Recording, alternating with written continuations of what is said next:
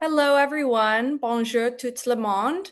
My name is Sonia Boskov. I am a Research and Evaluation Associate at the Future Skills Center. Welcome to today's State of Skills webinar, Turning Disruption into Opportunity, Mid-Career Pathways for Canada's Workforce. To situate us today, I want to begin by acknowledging that I'm currently on the traditional and current Indigenous territories of many nations, including the Huron-Wendat, Anishinaabe, Haudenosaunee, and the Mississaugas of the New Credit. These lands are now home to many diverse nations, Métis, including First Nations, Métis, and Inuit peoples. The treaties that cover these territories include the Dish with One Spoon Wampum Belt Covenant.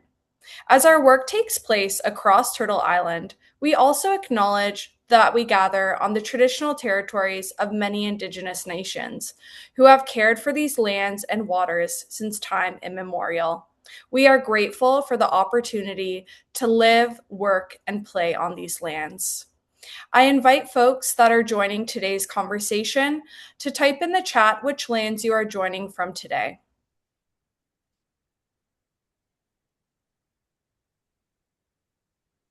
Thank you. First, I'll walk us through our agenda for today's session. This is a 60-minute webinar. We will begin with a presentation from the Future Skills Center to help set the stage and shape our discussion. This will be followed by an in-field panel discussion and Q&A that will address the latest research from FSC-funded projects. Then we will close our conversation with final remarks. A little bit of housekeeping. A reminder that today's session will be recorded and a copy will be made available to everyone who has registered in the following days. We also encourage audience participation throughout the session.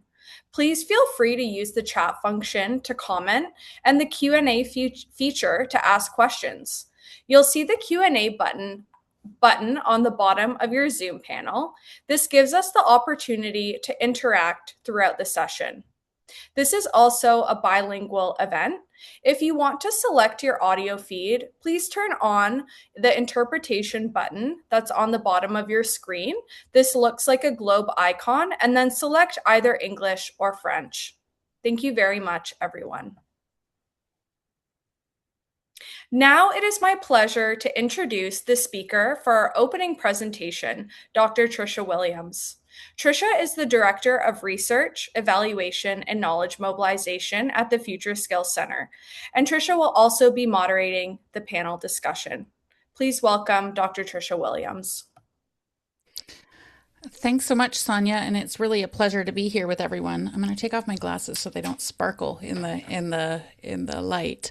It's wonderful to be here with everyone. I know there's a lot of people signed up and a lot of people online. I'm seeing many familiar faces come up, so I hope you find this helpful as you think about mid-career worker transitions, and I'm really grateful to be here with an amazing panel.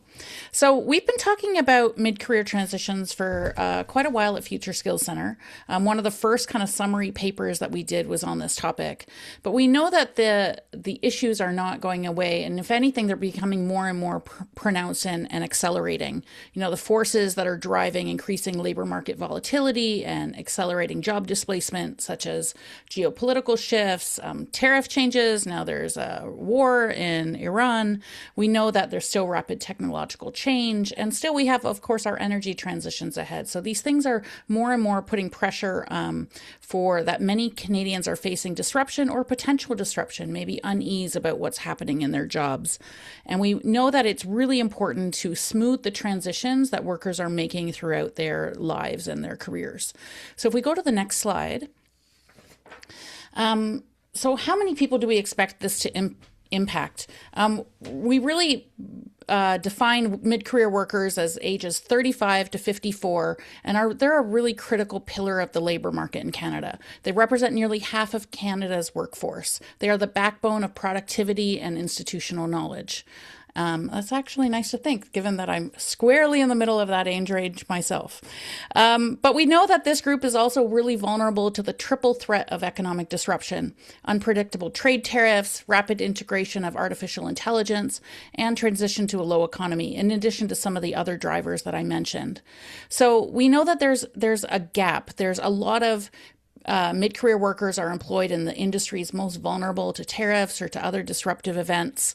And we know that a lot of mid-career workers have post-secondary education, but we also see that they're not investing in skills development or more training at the same rates that we would probably need them to, given everything going on. So it signals a gap: high experience levels, but insufficient ongoing skills renewal. All right, if we go to the next slide again. So I just, in brief, I think Karen's going to talk about this more. So I just want to lay out a little bit like, well, why is this a problem right now? Right now, we have a persistent policy gap. We have systems that are designed for cyclical disruptions, such as layoffs or temporary shortages or surplus of labor. And really what we're looking at are more structural changes to the economy.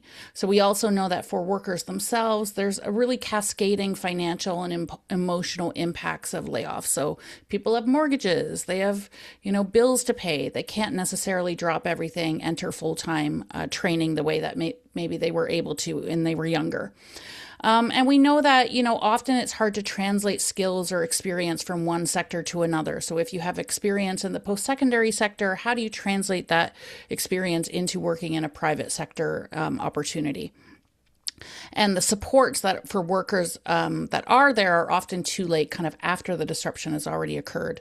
And we also know that there's a rapid pace of change. So, as soon as you finish a course, it's basically outdated. You need to have that continual skill renewal. And it's really hard for people to make sense of, where do I spend my time? Where do I spend my money? What can drive the best results?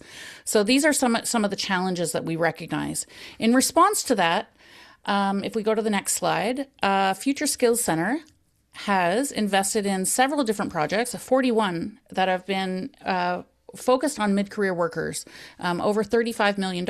And as we can see here, there's a number of different interventions that were tested. And I don't want to spend too much time on this because we have a panel of experts who know this even better than I do about the kinds of assistance and wraparound supports and interventions that we've been testing and trying to see what is most effective to address the challenges that I just laid out. So if we go to the next slide, I'm just going to highlight a couple things we've learned, but I want to probe some of this with the panel as well and make sure that we leave time for their insights.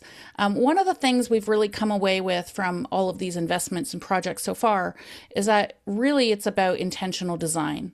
And we know that there have to be more proactive interventions that align with the changing market conditions. And that's much more effective than trying to catch people after they've already been disrupted or after something has already occurred.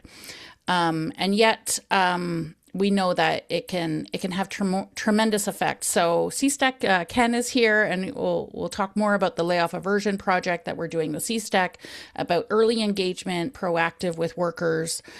We also did some work with Calgary Economic Development, trying to catch people in the oil and gas sector when that was in a market downturn, and how can we transition them. All right, the next slide. This is something I think that is coming out across our work. Everyone will talk about employer engagement, but we know that employer engagement can be done well or it can be done poorly. And so maybe that'll be something we'll talk about too in the context of mid-career workers. And what does good employer engagement look like? I say nowadays everyone will say they're engaging employers, but at what point in the process, in what capacity, and for whose goals is that happening? So for instance, we have Charles here, who's going to talk more about Rogers Cybersecurity Catalyst and how closely they've integrated employers into the very design of what kind of training is needed and what happens to people, and not just engaging employers at the end when you say, here, we have all these graduates of a training program. All right. The next one, I think if you go to the next slide, I think this is maybe where I'll be foreshadowing a little bit what what Karen will be talking about in terms of system coordination and redesign.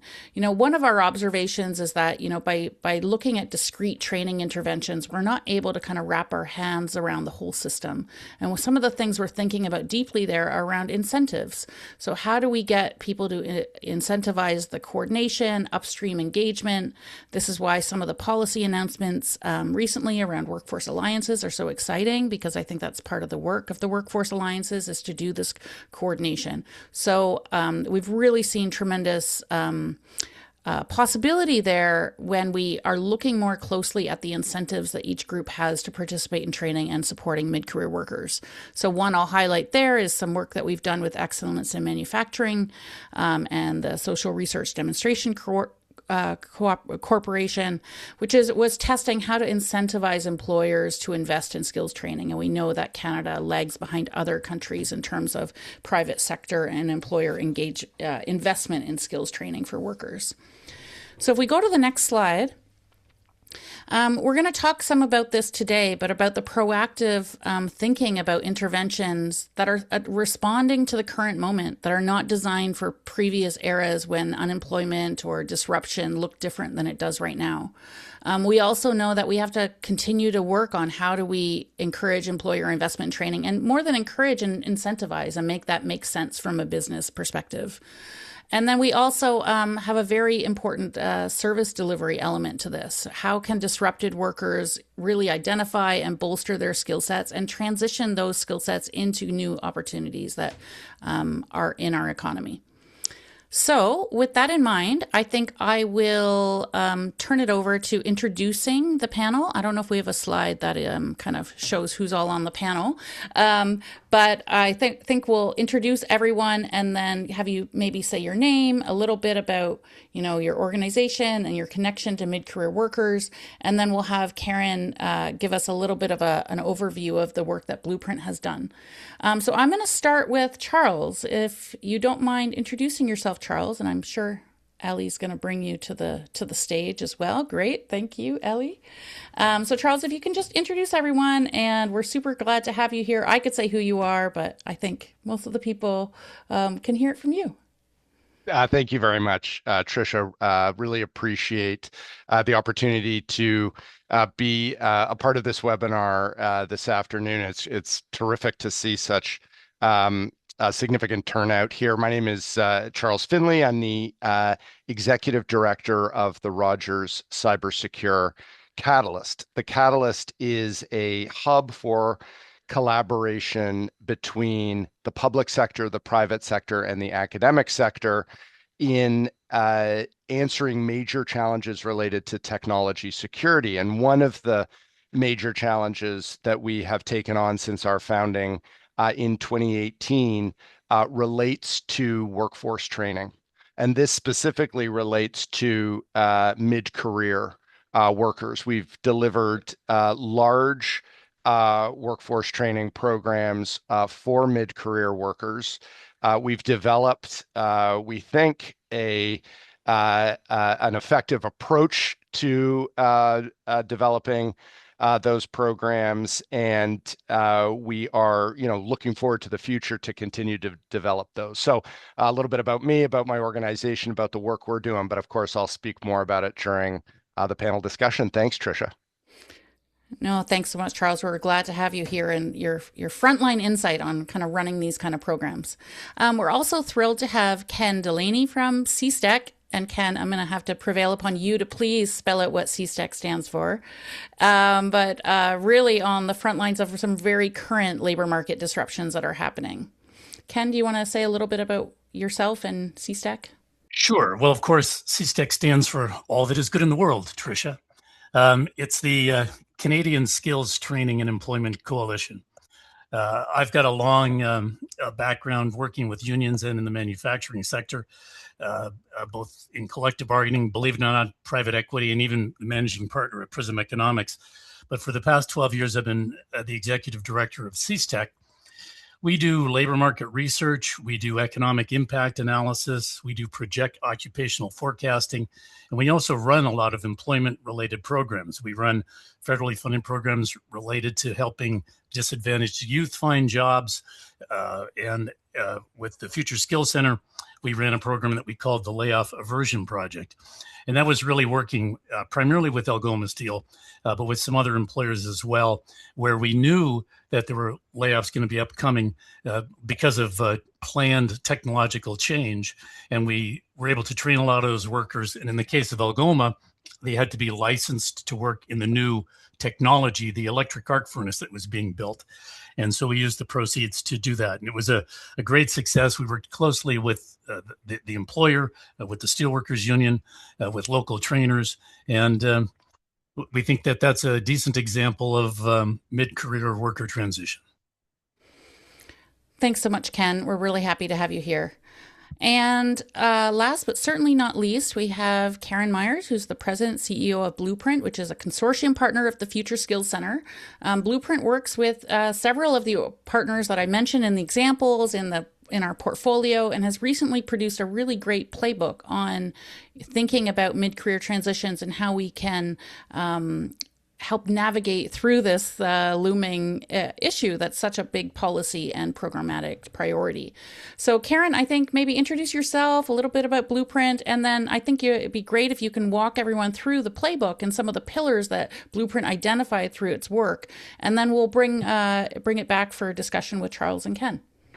Okay, great. Thank you, Tricia. So it is a pleasure to be here with all of you. As Tricia said, I'm Karen Myers. I'm the CEO of Blueprint, and we work with all levels of government all across Canada and also directly with community organizations to help decision makers use data and evidence to make better policies, programs, and services with the ultimate goal of improving outcomes for Canadians. And a big part of our recent work has been in the area of mid-career worker transitions.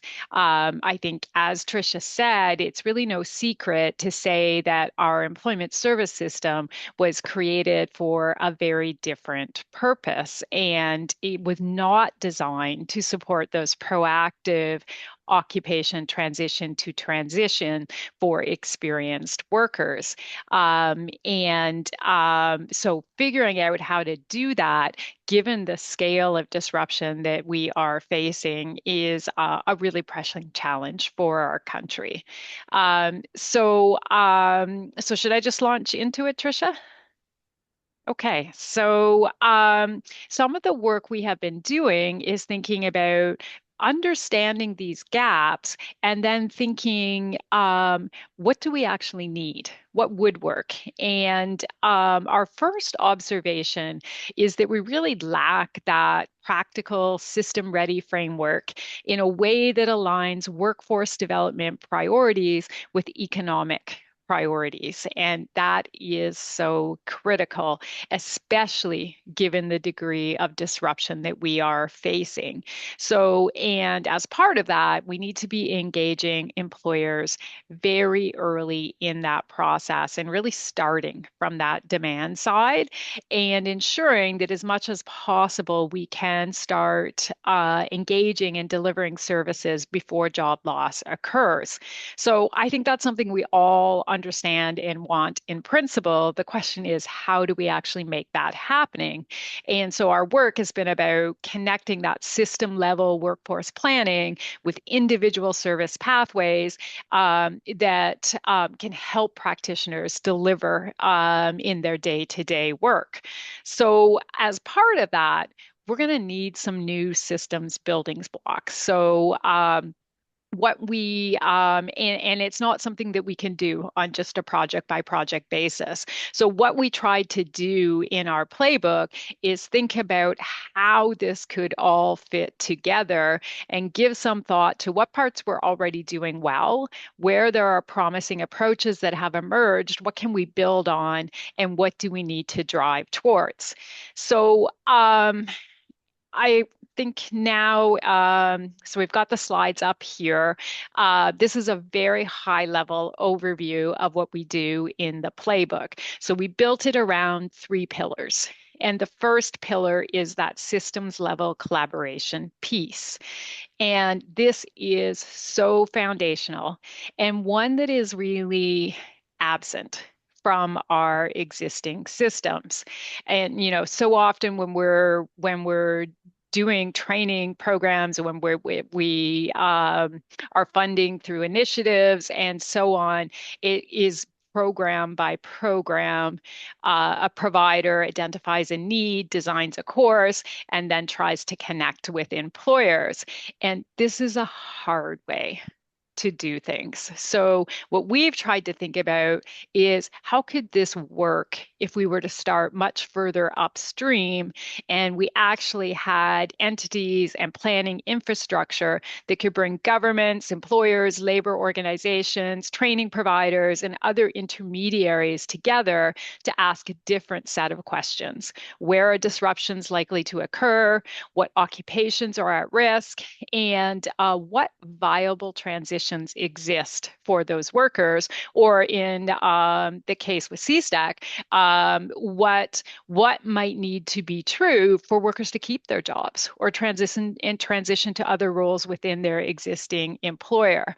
So this takes labor market intelligence, labor market surveillance, early risk detection, really strong relationships, and collaboration with industry and employer organizations. And then the key point is if we start these transitions earlier, they become much smoother, more viable, and can make a big difference for mid-career workers. Pillar 2 is about the actual service pathways. And this is a key part is at the system level, we want to be identifying those viable transitions, whether they're within an employer or whether they're across an industry or maybe even to a new role within an industry. We've got those in place. And then now the service pathway is about how we help workers make those transitions. So here, we need to bring in the goal setting place, the preferences, what do people want to do? And we need to integrate that career service with the training options. And that's another observation we have. There's often a lot of training pathways, but not necessarily those upfront career service operations to help people figure out, where do I want to go? What do I want to do? And how do I navigate this, given I may have been doing something for a very long period of time? My identity, my community is all tied up into it. How do I think about even considering to make this change? What am I up for? And what is available to me in terms of rapid training and seamless pathways to actually make this possible, what financial and other wraparound supports. So having those pathways, connecting that career services is really, really, really key. Getting training to be modular, targeted, flexible, recognizing prior learning. Those are all of the key things that we know are important to do. So how do we do this in a way that has quality assurance, that is recognized by employers? And that's where the pillar 1 comes in, like some of that planning work to get this operating in a smooth way, to get the service pathways operating in a smooth way. And then pillar 3, the supporting infrastructure, is absolutely key. And this is where we're going to need some new approaches. And I mean, I think what is really great news is that we're already seeing some important movement at the federal level with the new announcements around the workforce alliances. That helps bring in pillar 1. And as we start thinking about pillar 3, one could imagine the federal job bank playing an important role, right? And thinking about what would be needed to really modernize the job bank. So it is up to that task, because having the infrastructure in place to support that planning is absolutely key. So I think my time is up. So I'm going to leave it here, and happy to dig in during the panel. And we've got an entire playbook behind this with a lot more detail in it as well too.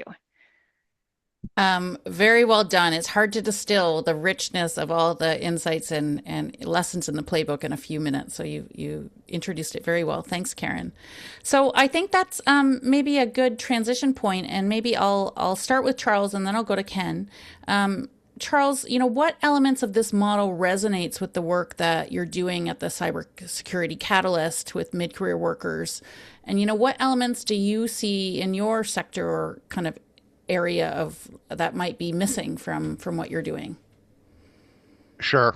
Thank you, Tricia. And there's a lot in the playbook, certainly, and in Karen, in your presentation that resonates with the work that we are doing. Let me just say at the outset, the Rogers Cybersecure Catalyst works in the technology domain, the cybersecurity domain, secure AI adoption and implementation. We work with mid-career workers to position them to access those kinds of roles. I cannot overstate the speed of disruption in these sectors. It is breathtaking. The implications, and we all, of course, know this, but the implications of artificial intelligence on roles in technology are profound. Uh, the point that Karen made regarding engagement with employers is absolutely essential in this context. And uh, I just want to underline it and agree with it wholeheartedly. Not just employers, generally speaking, but the need to engage with um, analysts and individuals within employers who are understanding where the front edge of the technology is going and what that employer is going to need.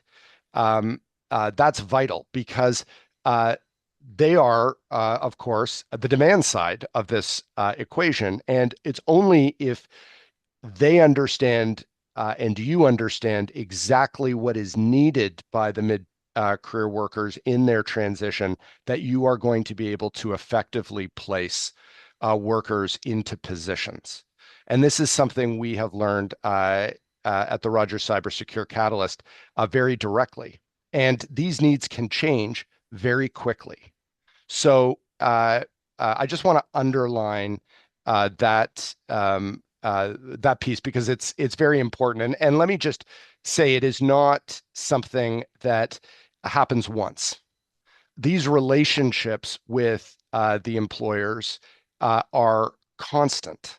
They happen before a program is created and implemented for mid-career workers. They happen while the program is underway and mid-career workers are entering into these positions, and they obviously happen between program deliveries, whatever that looks like. And the iteration process is also constant because the technology requirements are changing in real time and employers' needs are changing in real time. If you are, let me put it quite succinctly, and this is sort of something we've thought about at the Catalyst. If you are delivering the same program for a mid-career worker transitioning into a new role that you were delivering 3 years ago, the chances are you've missed an update.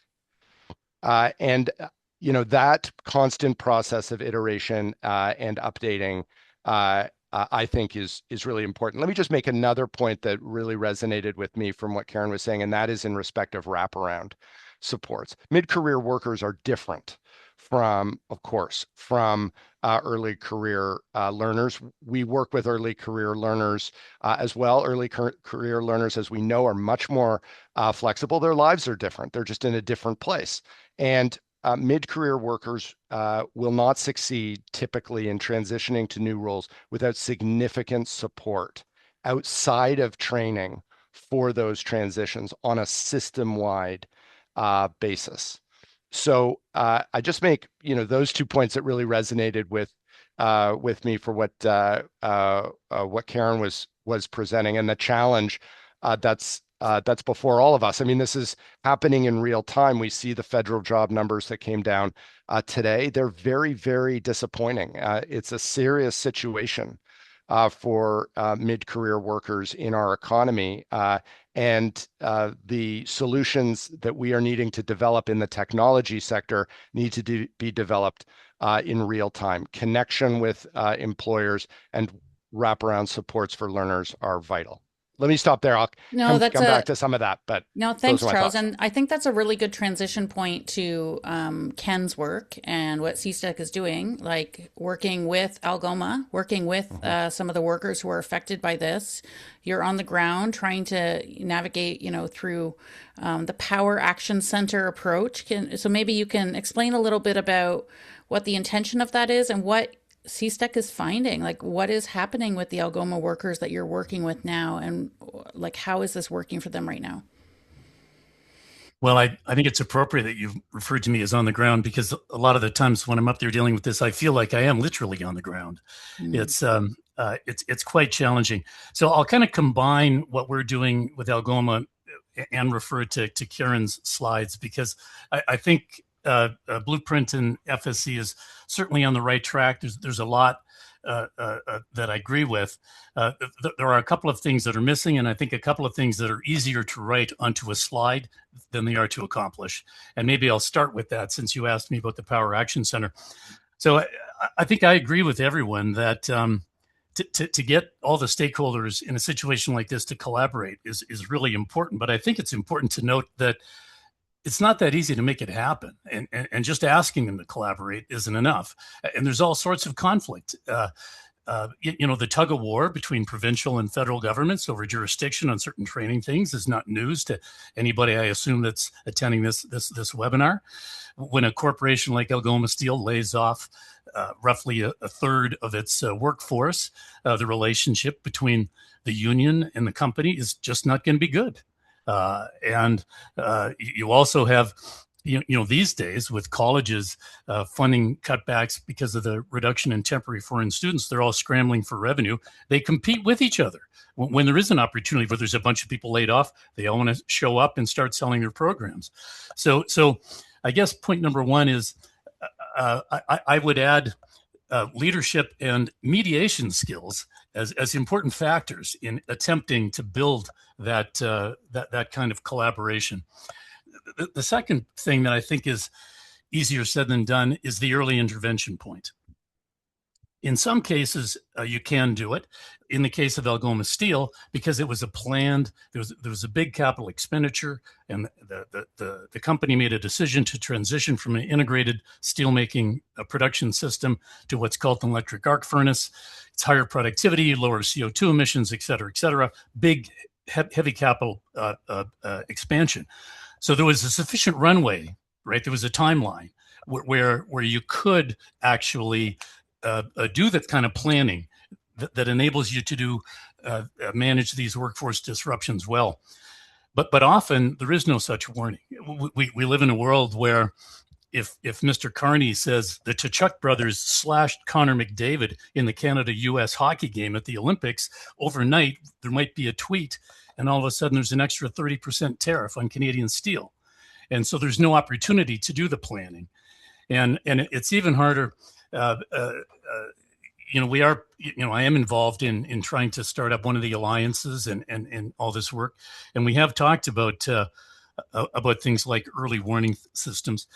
And sometimes you can do it. Like when there was the sort of public policy commitment and industry buy-in to transition from producing internal combustion engine vehicles to EVs, you could do some analysis there. But then all of a sudden, somebody else gets elected in the United States. All of a sudden, there's tariffs on non-CUSA compliant parts. There's discussion about not allowing any Canadian cars into the U.S. Capital spending comes to a halt. The incentives to buy EVs disappear overnight, and poof, the market for EVs is gone. So now all that planning work is moot. So I think that it's really important to have systems that are flexible and capable of rapid response as well. And that's much more difficult. Like to plan for a system that can suddenly pull people together, I think is really challenging. And one of the things that I think is missing. I mean, Karen, you didn't get to go through all of your slides, so not everybody in the audience, unless you circulated the slides, will know everything that's in them. But you also made references to to be able to get things up and running and having a sort of a single platform. I do think that Canada needs a good single location, for stakeholders to start getting assistance to deal with massive workforce disruptions. I think in the case of Algoma, we are ultimately going to be able to pull off what I hope will be a sort of a template to demonstrate. And I'll come back and give you more details later. But, I'm cognizant I don't want to hog the mic all the time. But I think that if we are successful, it'll be based on our ability to patch together multiple programs, including the Power Action Center program. We had a labor market partnership agreement from the province. We've also applied for longer-term funding arrangements. And so there isn't a single source. So that makes it difficult. If there was a single place to go, where you could submit a single proposal, that would certainly facilitate a rapid response for those circumstances where you didn't have the luxury to plan prior to the workforce disruption. Anyway, so I'll stop talking there, and I'll come back and I'll tell you more about what we're doing at Algoma after I let other people have a chance to talk. Oh, yeah, you gave us lots to chew on there, Ken, and I want to bring it back to Karen, but I do want to make this observation first where you're pointing out, how difficult this is. Even though we say, coordination is necessary, it doesn't mean it automatically happens. And one of the things I think that struck me in the Canadian skills space is that it's really, we generally don't fund intermediaries, right? Like we like to fund service delivery. We like to fund like how many people are going through a training program. We like to fund the results, but we've really under-resourced that coordination mechanism across the whole economy and how that happens. And I would say things are going to move at the speed of trust, right? And trust takes time. So that isn't a switch we can turn on, but we can get started, I would say. Tricia, we're often an intermediary, but don't tell anybody because apparently they don't get funded. So we'll keep that you probably can't put me. that in your proposal, right? Yeah. Karen, any reactions or comments to some of these comments from Charles and Ken on how the framework is resonating with them? Oh, you're on mute, actually. That's okay. There are many points Yes. to pick up on. So I'm going to pick up on Charles's comment around how iterative the process in working with employers, updating curriculum and ensuring, and the level of complexity, or the level of complexity in the economy and how occupational demands are changing. That the level of sophistication there is quite high. And to pick up on Ken's point around the planning process and Tricia, as you said, working at the speed of trust, I think that is what is so intriguing about the Workforce Alliance model and building up the alliances and through other means building up those intermediaries. I think that is essential given, and it is not about central planning because, as Ken said, you could be going down one path with one transition in mind, and overnight something can happen and change, right? So it is not about inking in plans. It is about really understanding and having that intelligence and having playbooks that can be put in place, right? Like, why do we need 4 different funding applications to get something? Like, we need to know here are the steps that we take, and we need to be able to implement them in a coordinated way, right? And recognize that we may need to have to iterate. Like, as a country, we're going to have to get better at that. And yes, it is hard. And I think especially hard to do when you're trying to do it project by project, when you have cobbled together funding, and then you're trying to go to the employers and the unions and other entities and try to build something up.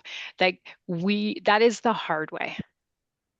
right? And we've got to put some things into place that bring the actors together for those ongoing conversations. And there are so many industries where it's clear already that we have a need for that, and working on it that way.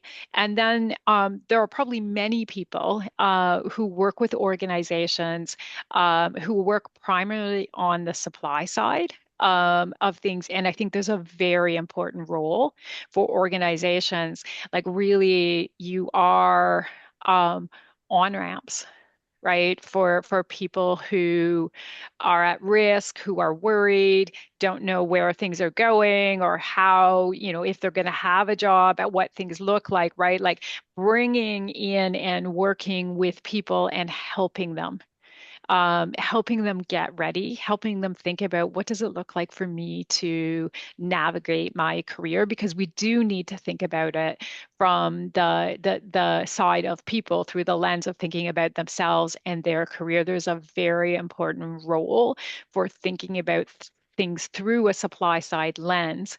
What I don't think works is to build your full program out that way and then try to engage employers because they don't know who you are or why you're working on this, and the level of expertise needed to understand the employer demands and to design that training. It is very, very hard. So I think it is not, we do need both, but I think we need it in more of that alliance framework that brings the player to get together and people are thinking about their roles. And we do need more infrastructure than we have right now, because we're trying to build. The one thing I think we have to step away from is building tools project by project, right? Because a lot of investment gets put into designing something and you barely get it underway. Your project funding's up, your tools should sit on a shelf. We've got to think about what are the needs across the country and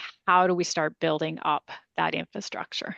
Oh, I couldn't agree more. I can't tell you how many proposals we get proposing a toolkit, and I think right now, well, there's certainly a time and place for a tool or a checklist. Toolkits are not going to solve these problems on their own, right? And these incremental approaches won't help us redesign systems to be, forward thinking and adaptive. On that note, what do you think are some of the opportunities now to support mid-career workers? Like, how are you thinking about this at Rogers Cybersecure Catalyst, Charles? We said all these things that are happening. We know demographics. We know we have lower birth rate. We have, baby boomers retiring, lower immigration. We know we need these workers more than ever, especially in a sector that you're working with, which is overall net growth, I'm guessing, although I'm questioning that with AI disruption. How are you thinking about the opportunities to engage mid-career workers more? Sure. So, great question, and I'll talk about that in just a second. But let me just double click on something that Karen and was talking about, and Ken was sort of talking about by implication, which is speed. We need to move as a system just much faster than we have in developing and delivering and putting in the field programs that will support these workers. We're just going to have to be more agile as a sector in terms of delivering these kinds of programs. We're going to have to, just as you said, Tricia, we're going to have to trust each other in developing these programs, putting them in place, and iterating them in contact with the realities on the ground. We're dealing with a situation where oftentimes employers don't even know what they want. We're dealing with a situation, to Ken's point, where the labor market is changing in real time in demand, in reaction to inputs that we would never have guessed, even a year ago or 2 years ago.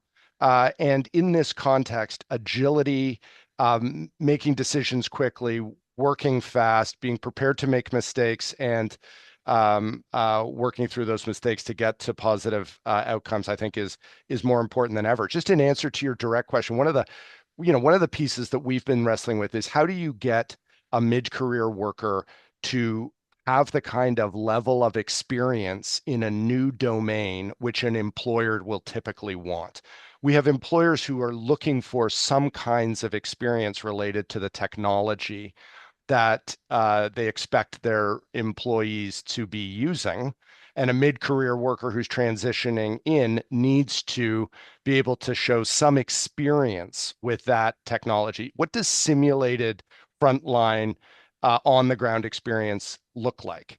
There are they're very interesting ways we can address this problem through technology. We have a simulated cybersecurity testing and training platform where our learners can simulate real world experience so that when they go into an employer, they can talk about experience despite the fact they've transitioned into this sector without having that experience.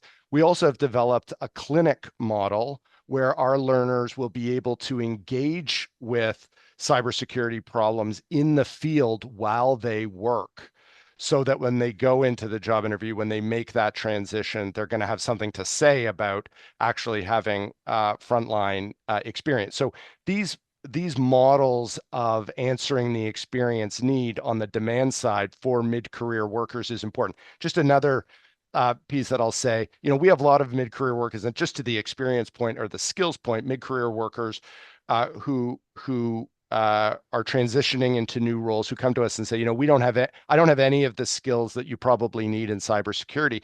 And if you look at their previous experience, it's not true. They have project management experience, they have crisis management experience, they've got communications experience, they've got all kinds of different experience that is important in technology and in cybersecurity. And it's about getting them to recognize that they have that experience, helping them tell that story of what their experience can give to an employer in a new role as they transition, and driving that forward, and working at the same time with employers to get them to recognize that experience matters. And just to Ken's point, none of this is easy. I mean, all of these conversations are difficult. Employers are in a difficult place in terms of investment. Obviously, the mid-career transition workers are going through change. So these are all sensitive conversations. Yeah, so true. And I think, some of the questions are coming in. I want to pick up some of those in our redirects, but I think, this is sensitive. This is people's lives and livelihoods. And we need, that's why it's not abstract. I just want everyone to know that we're not taking it lightly. Ken, tell us a little bit more about what it's looking like in your work at the power centers. But also, I think there was a really good question posed there, which is do we look to anyone as an example of where it's gone well? Do you have any of those models? Maybe that's a question for Karen afterwards, but give me a couple of months and I'll show you. I know you're in the trenches right now. So you went from on the ground to in the trenches, but yeah. That's right. So let me just quickly tell you a little bit about the model and the approach that we used in Sault Ste. Marie. So we started out applying for and getting a labor market partnership agreement, which enabled us to do the research and the consultations and the engagement. So we started out with engaging stakeholders. So that included the province, it included the city of Sault Ste. Marie, Algoma Steel itself, the union, its two locals, Sault College, the local SSM, the system service provider. And we had a lot of engagement and to tell people what we were up to and try and gain their support. The second thing we did was we did some research. So we did local labor market research, local LMI. We also prepared what are called, we analyzed the skills of the workforce that was going to be laid off. And we prepared what we call skills transferability matrices. So we write these algorithms to help us find pathways from one occupation to another, and we kind of develop those. And that's all background material. So with that background material, the next step was to launch and open the Steelworker Power Action Center. And that's really important because that's the sort of first touchstone for people once they get their layoff notice. And generally speaking, these people are distraught and terrified and et cetera, et cetera. So I think this cannot be done digitally. Like this has to be a face-to-face, one-on-one to do it properly. So we set up the Power Action Center, which created a sort of a safe zone, a first touch spot. Then we make sure that the people at the Power Action Center are trained to advise the people on their seniority, their recall rights, unemployment insurance, like separate from the career change. Like they need to understand what their current circumstances are, because picking the wrong training course could disqualify them from EI, for example, right? So they need to understand the EI rules, their own pension, their own severance, all that sort of thing. Then you need to give the worker options. And it should be driven by them. And they may want to look into opening their own business. They may want to do some short-term training, get a forklift operator ticket, which you can do in a few days, something like that. Or they may want to start an apprenticeship. And back to the earlier point about the shortage of skilled tradespeople, these are industrial workers, still young enough, already suited to the industrial environment. And when young people are shying away from skilled trades, and we've got such a shortage of them, and by the way, we've got a huge shortage of miners as well, right? And with all these big national infrastructure projects, there's a lot of high skill industrial jobs where we're going to have demand. So I think laid off production workers is a really important source of it. So the Action Center has to present these people with all of these actions. Then, in addition to that, and this is because there is no one-stop shopping for where to find all the resources to pull this off. The other mandate we had from the OLMP was to evaluate all the other government programs, including the new Skills Advance Ontario, the Sector Workforce Innovation Fund, all the new programs that are out, and then decide which ones that as a group of stakeholders we could apply for to continue the work of the system. And then when it's all over, we do an evaluation. And so Tricia, Karen, and Charles, I'm hoping that in a few weeks I'll be able to say, yeah, here's a model for you. But that involved a lot of coordination and a lot of pulling pieces together and bringing people to the table. That's a great example. Karen, what are you want to pick up on here? What's on your mind? I think I'll say, Ken, I think that's fantastic that you've got that learning and reflection built into your work, because I think it is so important that we learn from that type of on the ground intervention and think about how do we build this out across the country, because we're going to need all of this, right, at much greater speed and scale than we are currently able to deliver. So that is like really fantastic that you are doing that. And I think something that I heard, Charles, both from you and from Ken, is around that skills mapping exercise and thinking, how do we think about what are desirable, viable transitions, right? Where do we have, and one of the things we lay out in the playbook, where do we have some close matches where people have most of the skills that they would need in a target occupation? Where do we have a moderate match where people are close, but they're going to need to do some training? And where do we have like bigger gaps where it's like, hey, you could do this. This is an in-demand occupation, but it's going to be a heavy lift to get there, right? And so mapping that out, where are there skills similarities and what do we know about demand in those occupations?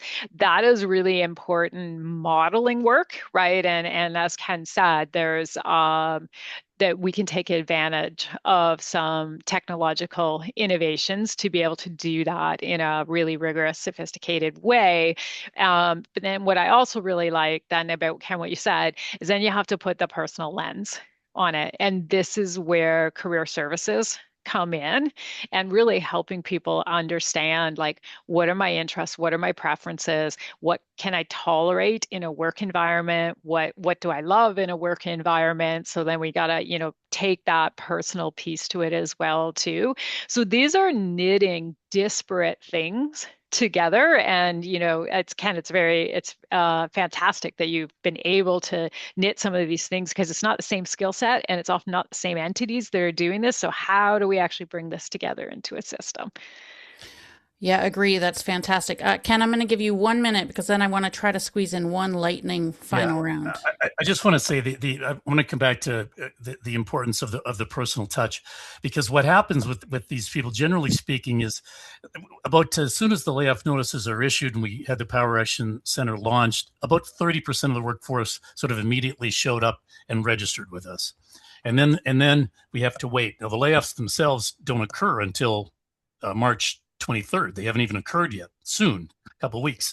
Then we expect another third to join once the layoffs have occurred. And then the final third, one of the jobs of the Power Action Center is going to be to track people down because they won't seek out help. And so you really need somebody making an effort to make sure that these people are at least aware and given the opportunity to take advantage of the services. Did I come in under 60 seconds, Trish? You did, and I'm going to take moderator's privilege and just point out that I love too how you're saying that counseling, that career guidance comes before people sign up for a training program, right? It's so critical that before, and like you said, there's a lot of pushing on them to maybe think, move fast, sign up for something, put some money down. So that's great. We are in our last 5 minutes. I am just going to ask a quick little final round. We talked a little bit about workforce alliances, which is a big, exciting new approach from federal government commitment to coordinate across different sectors. What's one thing you'd like to see with the workforce alliances? Like, what's one element that you'd like to see a year from now? What's one thing that would make you very happy if the workforce alliances are doing, or a characteristic about them? Anyone want to kick off? I'll start and please. say what I think will be really important is to get that proactive planning in place, start identifying what infrastructure is needed to do it well, and then also to start thinking about the connections across the economy, right? Because we have, and what I think is fantastic, brilliant about this panel is we have Ken's example where we're talking about a long-standing industry that is experiencing disruption and it has got some decline in the moment, and hopefully that's going to adjust and change. But then we also have a very new industry. Cybersecurity is very new to us and is changing at quantum speed. So how do we got to make connections where we have like big growing demand and where things are declining or changing and so on, right? Like we got to make, how do we get, because it's not as simple as we're losing jobs here, we've got jobs here, we'll just put it together. It doesn't work that way. It's not necessarily the same people. So with the workforce alliances, they can be industry based, but they're going to have to think across industries as well too, and how we connect up supply and demand. Not get siloed, exactly. Yeah. All right, Charles, last thoughts? Yeah, I would just look for and hope for the development of creative solutions based on best practices shared across the alliances at pace, working quickly. I think that is the order of the day. So agile creativity, and trying things and seeing if they work in the development of training programs for mid-career workers, I think is really important. So that's my hope. Thank you. Ken, you get the final word. Well, yeah, I have to be careful because penultimate. I have to. Yeah. I'll take the penultimate word. Well, I have to be careful when I'm saying, because I'm in the middle of negotiating the launch of one of these things, and for all I know, somebody I'm negotiating with is in the audience. So I got to be careful in how I handle this question. So I'll stick to two things that I'm already on the record for supporting. I mean, number one, what I hear most from employers in terms of labor market issues is a shortage of skilled trades. And in other industrial sectors, like in mining, huge shortage of miners. So that's something that I certainly want to address with the Alliance. And the other thing that I want to make sure we deal with is labor market mobility. Both Charles and Karen have talked about that too. And I'm talking both geographic mobility and occupational mobility. Yes. So the ability to move people from one occupation to another, and also because the research shows we're less inclined to move. And with these big infrastructure projects that we've got coming, we're going to have to get people to, if we're going to build them, we're going to have to get people to be more flexible moving. So both occupational and geographic mobility. That's a great place to end it. I want to thank every one of you so much for your contributions. We invited you here today because of the depth of experience and expertise you bring, and you certainly didn't disappoint. I want to thank as well all the participants who stayed on. I hope it was a riveting conversation. And I think I hand it back to Sonia to close. Yes, perfect. Thank you, Trisha. As Trisha mentioned, thank you so much to our speakers and panelists for a great discussion, and thank you to everyone who joined us today. Please take a moment to complete a short survey, which will appear on your screen once you close the Zoom session. We'd really appreciate your feedback. I'd also encourage everyone to follow FSC on social media platforms such as Blue Sky and LinkedIn to stay up to date on our news, resources, and upcoming events. Thank you again for your time, your participation, and engagement, and we hope to see you at a future FSC webinar.